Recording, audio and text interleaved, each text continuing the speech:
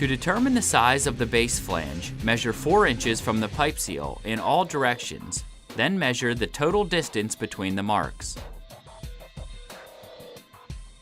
In this example, 13 inches.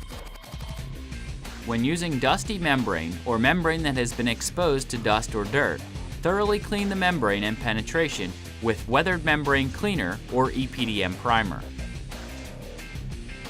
When using a pre-cleaned sheet, cleaning the membrane is not required unless the membrane becomes dirty. For this pipe, cut 2 pieces of QA uncured EPDM flashing approximately 9 inches by 13 inches off of a 9-inch roll. For both base flanges around the corners, fold flashing in half lengthwise and score the clear poly release liner. Apply EPDM primer to the deck membrane and the pipe at the proper coverage rate. Once the primer flashes off, perform the tack test.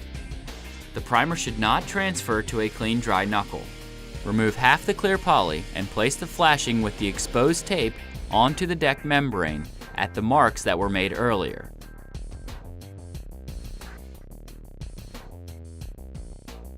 Cut halfway through the base flange until you are about 1 inch from the pipe. Press the flashing with the remaining poly into the angle change and cut the flashing around the pipe so that a minimum of 1/2 inch of flashing will go up the pipe. Repeat this for the other side of the pipe. Remove the remaining poly one side at a time and set the flashing onto one of the 4-inch marks from earlier. Work the flashing from the outside into the angle change, ensuring that no bridging occurs.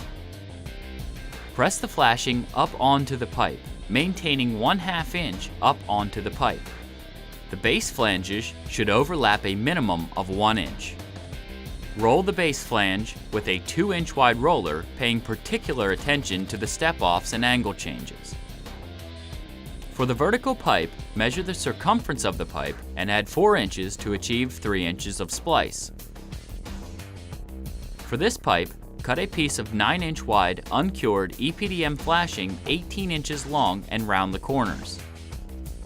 The vertical wrap must splice onto the deck a minimum of 1 inch. To make the installation easier, we will mark the pipe 8 inches up from the angle change to ensure a 1-inch minimum overlap of the base flanges. Apply EPDM primer to the pipe at the proper coverage rate and allow primer to flash off. Once the primer flashes off, perform the tack test. The primer should not transfer to a clean dry knuckle. Remove the poly and fold the flashing in half. Set the flashing at the marks 8 inches up onto the pipe. Wrap the flashing halfway around the pipe and stop. Roll the flashing down into the angle change, making sure that bridging of the flashing does not occur. Prime the flashing where the vertical splice will occur. Roll the entire detail with a 2-inch wide roller. Pay particular attention to the step-offs and angle changes.